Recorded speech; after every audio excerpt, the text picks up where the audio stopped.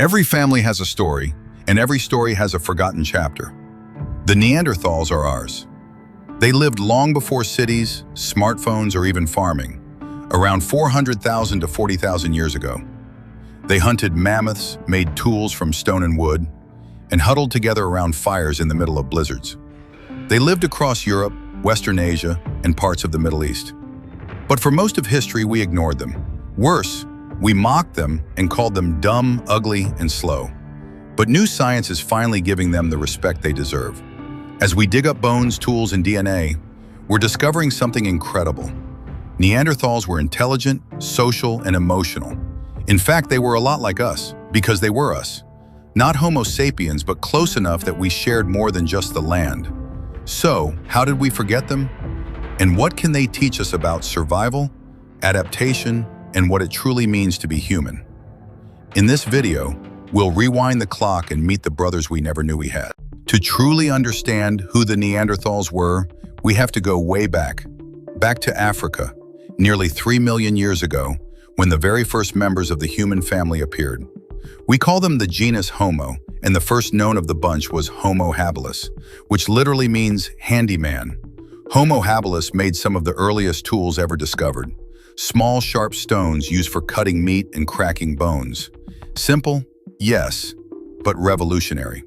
Then came Homo erectus, the upright man. Around 1.9 million years ago, he did something no human had ever done before. He left Africa.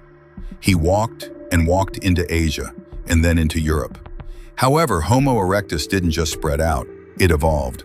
In different parts of the world, he started changing, adapting, and becoming something new. In Europe and parts of Western Asia, one branch became Homo heidelbergensis. Think of him as the middle child in the human story. He was smarter, stronger, and more advanced than his ancestors, and from him, two very different paths were born. One stayed in Europe and became the Neanderthals. The other remained in Africa and would one day become us, Homo sapiens. That's right, we didn't evolve from Neanderthals. We evolved next to them. They were our evolutionary cousins, not ancestors, not strangers, but relatives who shared a very similar story. The Neanderthals emerged as a distinct species around 400,000 years ago, and from that moment on, they carved out a life in some of the harshest environments on Earth: icy tundras, rocky mountains, and cold forests. But here's the amazing part. Despite taking a different path, we were never that far apart. So now that we know where the Neanderthals came from, let's find out how they lived and what made them so incredibly good at surviving a world that would have crushed most of us.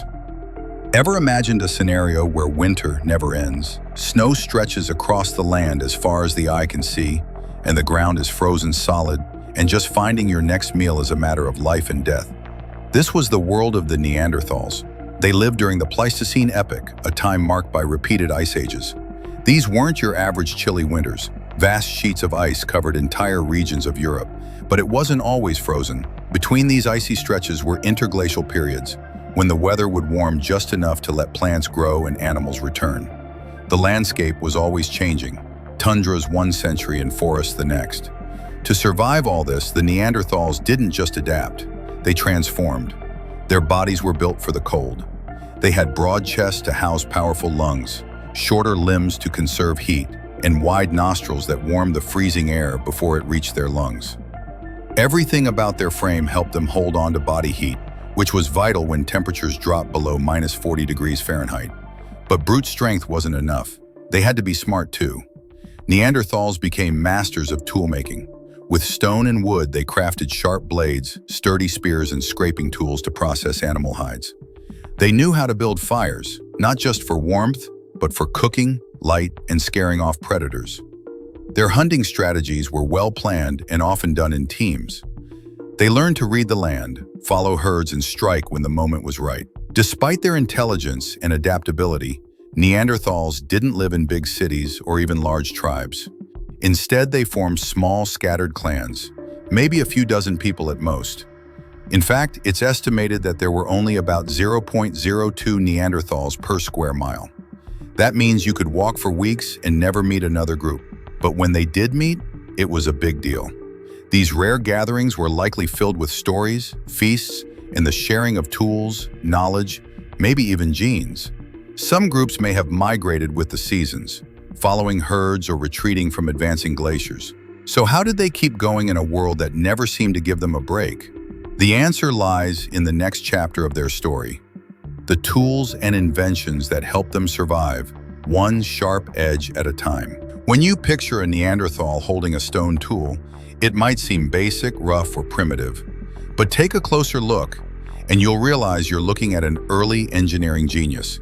The Neanderthals weren't just breaking rocks and hoping for the best. They followed a method. It's called the Levallois technique, and it was part of what archaeologists now call the Mousterian culture. What makes this so special is that it wasn't random chipping. They prepared the stone core in a way that allowed them to remove sharp, perfectly shaped flakes with just one well-placed strike. But stone wasn't the only material they worked with. In some rare but incredible discoveries, like the Schöningen spears in Germany and the Clacton spear found off the coast of England, we found evidence of wooden weapons. Yes, wood usually rots away over time, but these ancient spears survived. They were carved carefully from spruce and pine, with the densest part of the wood used for the tip. Some were made for throwing, others for stabbing. These weren't just sticks, they were precision tools, shaped with intention. And Neanderthals didn't stop there. They used scrapers to clean hides, cleavers to butcher meat, and throwing sticks to hunt small animals or drive larger ones into traps. Some tools had handles, combining wood and stone into a more efficient design. That kind of thinking, putting two materials together for better results, shows just how clever they were. It's like a prehistoric version of a Swiss Army knife. What's even more impressive is how efficient they were with materials. They didn't waste much. One good stone core could produce multiple flakes. These tools weren't just sharp, they were multifunctional. You could cut, scrape, slice, and carve with the same tool. That kind of smart design meant they didn't have to carry a ton of gear while moving from place to place. Lighter load, more results. And of course, there was fire. Fire wasn't just about staying warm, though that was life-saving in freezing weather. It was a place to gather, a way to cook food, scare away predators, and probably even pass down stories. Neanderthals knew how to make and control fire, and that gave them a serious edge in a dangerous world. All of this shows us something important. Neanderthal technology didn't just appear out of nowhere, it evolved. Knowledge was passed down from one generation to the next, parents teaching children and elders guiding the group. So now that we've seen what they made with their hands, let's step into their world, into the forest and the ice, and discover how they use these tools to survive, hunt, and feed their families. In a world full of danger, cold winds, and wild beasts, the Neanderthals didn't just survive, they thrived. And one of the biggest reasons? They were incredible hunters. Forget the image of Neanderthals scrambling after small animals. These early humans were apex predators, standing shoulder to shoulder with wolves, lions, and even saber-toothed cats. But what made them special wasn't just strength, it was strategy. Their favorite targets? Some of the biggest animals to ever roam the Ice Age. Woolly mammoths, giant bison, woolly rhinos. These weren't easy prey. They were fast, dangerous, and massive. One wrong move could mean death. So, how did Neanderthals pull it off? With brains and teamwork. They didn't hunt alone. Instead, they used group coordination. Small bands of hunters would work together, using the land to their advantage. Sometimes they'd ambush an animal, waiting quietly behind rocks or bushes before striking. Other times, they'd drive herds toward cliffs or natural traps, forcing animals to fall or stumble into a place they couldn't escape. This kind of hunting took planning, patience, and trust between group members. And once the animal was down, the real work began. Neanderthals were expert butchers. Using sharp stone tools, they would carefully cut away meat, break open bones for marrow, and strip off hides to use for clothing or shelter. Nothing went to waste. And even the fat stored in the carcass was used, especially important during colder seasons, when the body needed extra energy just to stay warm. But it wasn't all about mammoths and megafauna. The Neanderthal diet was diverse. Studies show that up to 80% of their food came from animals, but the other 20% was made up of fruits, roots, nuts, seeds, and even grains. They knew how to take what the land gave them, whether it was the meat of a mammoth or the sweet crunch of wild hazelnuts. In coastal areas, they even went fishing. They collected mollusks, shellfish, and crustaceans, using stones to crack open shells and sometimes even throwing rocks into shallow waters to catch fish. It's one more sign that they understood their environment and adapted their methods based on where they lived. And here's something even more impressive. Neanderthals didn't overhunt. Unlike modern humans, who often take more than needed, these early humans seem to have an unspoken balance with nature. They hunted what they needed, then moved on before exhausting local resources. Their nomadic lifestyle actually helped keep ecosystems in check. This wasn't just survival, it was a lifestyle built on deep knowledge, cooperation, and respect for the natural world. And it makes you wonder, if they were this skilled at living off the land, how did they organize their camps, their shelters, their daily lives? Let's take a closer look at what home looked like in the age of the Neanderthals.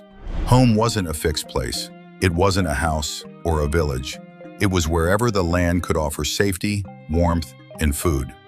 And yet, even in this rugged, ever-changing world, they knew how to make a space feel like home.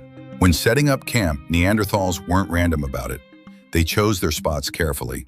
Most of their shelters were located near water sources where animals came to drink. These places offered not just hydration, but food, raw materials, and a natural travel route. It was smart. Go where the animals go, and you won't go hungry. Once they found the right spot, they got to work. There's evidence that they organized their living spaces with intention. Fire pits were placed in central areas, tools were grouped in certain corners, sleeping zones were cleared and probably padded with grass or animal skins. It wasn't just a campsite, it was a structured and functional space. At the heart of it all was fire. Fire brought more than heat. It was a place to gather, share stories, cook meat, and feel safe. It turned a cold, empty cave into a warm living room. Some researchers even believe firelight helped Neanderthals form stronger social bonds, just like we do today around a campfire. These camps were often occupied by small groups, maybe 10 to 30 people, most likely made up of extended families. Parents, children, grandparents, cousins, all living, working, and surviving together. And while these groups mostly kept to themselves, they did have contact with others. Though rare, these inter-clan meetings were likely big events. Moments for trading tools, sharing stories, forming alliances, or maybe even celebrating together. Some scientists even believe music, rituals, or shared feasts may have taken place, early signs of culture in motion. But what happens when you live in a world that constantly changes? You adapt, and the Neanderthals did so through art, memory, and meaning. Let's step into that deeper part of their world and explore their culture and symbolism. In the freezing world the Neanderthals called home, clothing wasn't optional, it was essential for survival. They didn't have woven fabrics or fancy stitching, but they had something just as powerful: animal hides. After hunting large animals like mammoths, deer, or bison, Neanderthals did more than just eat the meat. They carefully processed the skin. Using stone scrapers, they removed flesh and fat.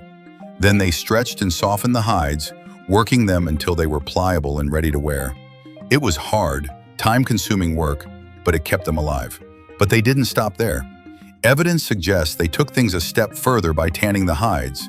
This means they may have soaked them in mixtures made from tree bark, like oak or chestnut, which contain natural tannins. They also used animal fat, even brain tissue, to soften the leather and make it more water-resistant. These techniques help the clothing last longer, stay flexible, and hold up against snow, wind, and rain. Now here's the interesting part. No one's found a needle from Neanderthal times, but that doesn't mean they didn't sew. They probably used sharp tools to punch holes in the hides and threaded plant fibers or leather cords through them, creating fastened-shaped garments. It wasn't high fashion, but it worked. And in some of the coldest regions, it's likely they even made footwear or fitted outfits to protect their hands, feet, and faces from frostbite. What's even more fascinating is that this wasn't random guesswork.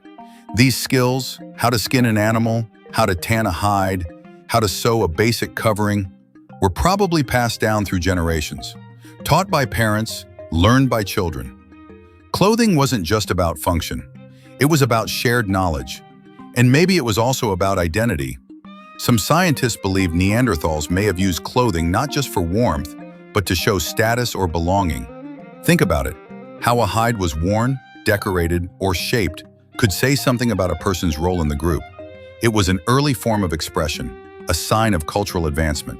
So, while their fashion wouldn't make a runway today, it told a powerful story of survival, invention, and knowledge carried forward. At some point between 70,000 and 45,000 years ago, something incredible happened. Two types of humans, Homo sapiens and Neanderthals, stood face to face. It wasn't just a meeting of strangers, it was a meeting of cousins. For thousands of years, these two species shared the same lands, hunting in the same forests, gathering around similar fires, living side by side in Europe and parts of Asia. And this contact didn't just lead to conflict or competition. It led to something far more human: connection. Thanks to modern genetics, we now know that many people alive today carry traces of Neanderthal DNA. If you're of non-African descent, about 1 to 2% of your genes likely come from them. That's not a random mix-up. That's interbreeding, proof that Homo sapiens and Neanderthals formed relationships, had children, and built lives together. And it didn't stop with DNA. There may have been cultural exchanges too. The way tools were made, how shelters were built, even the use of pigments and ornaments. All of these practices may have spread across groups, shared and refined through contact. This changes everything we once thought. Neanderthals weren't inferior. They weren't a separate species stumbling behind. They were compatible with us, biologically, socially, and maybe even emotionally. The old idea of a superior human replacing a weaker cousin just doesn't hold up anymore. What really happened was far more complex and far more human. But if we were so alike, why did only one of us survive? Let's look at what might have led to the Neanderthals' mysterious disappearance and what their extinction tells us about our survival. About 40,000 years ago, the Neanderthals vanished. Just like that, a species that had survived brutal winters, hunted mammoths, crafted tools, and walked the earth for hundreds of thousands of years was gone. But why? The truth is, we don't have a single neat answer. What we do have are clues scattered across fossils, genetics, and ancient campsites that point to a mix of problems, all hitting them at once. First, there was climate change. As the Ice Age shifted, temperatures became unstable. Areas that were once rich in animals and plants began to dry out or freeze over completely. The Neanderthals, who were highly adapted to certain environments, suddenly found themselves in places where food became harder to find. At the same time, their populations were already small and spread out. Unlike modern humans, who formed larger, more connected groups, Neanderthals lived in isolated clans. If one group lost a few members to disease or injury, it could collapse entirely. That kind of isolation made them vulnerable. And then came the arrival of Homo sapiens, our ancestors. We brought with us new hunting tools, broader trade networks, and possibly even better communication.